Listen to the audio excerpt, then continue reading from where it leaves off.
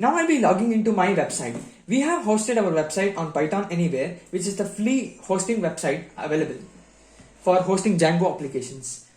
Now it asks me to enter the email ID and the password. I'll be entering my email ID and password in the above placeholders, and I'll be logging into my system.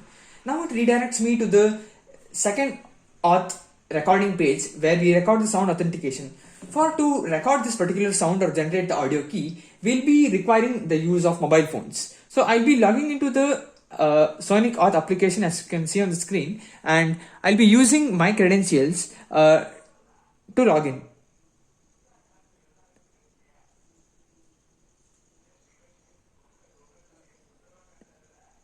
As you can see, I successfully logged in now, and there is an option to play now. So this is the audio key which is already generated, and now I want to play this. So let me play that for you. So I'll click record here and click play here. As you can see on the screen, the mobile app is playing the sound.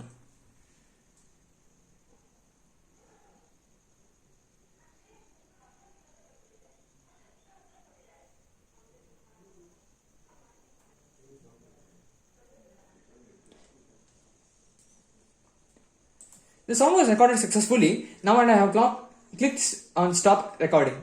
As you can see on the screen, it's now processing in the backend where it checks for the key, and as you can see, it's a success now. So the audio key which I generated was a valid one, and it evaluated that.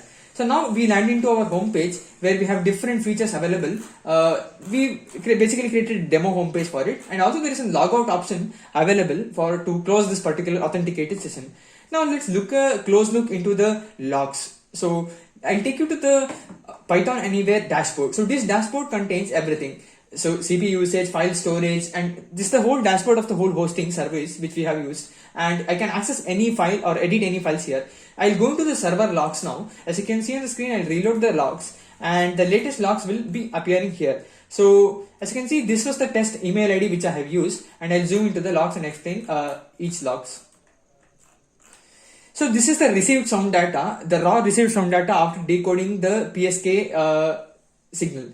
So we'll be using this raw data to further elaborate the received data. So received sound is this, and we have used the delimiters of dollar symbol at both full stop and dollar at both ends, and we parse this particular data to obtain the parse sound data is this particular after removal of all the delimiters. Now the auth key generated epoch time. So in this particular key, we have included a epoch time in this, so that the user can only be validating himself only for the time limit of 120 seconds for each unique authentication key. So the current epoch time will also be fetched from the server, and we'll compare the delta between these two. If the time delta between the audio key and the current time is greater than 20, then we'll be rejecting the authentication. Now we also decoded the unique user ID from the particular audio key which we received, and then also we fetched the same UID from the backend systems, which is Firebase. We matched these two as well. So after all this analysis of the recorded sound, we concluded that the two-factor authentication is successful, and the particular user was redirected to the home page.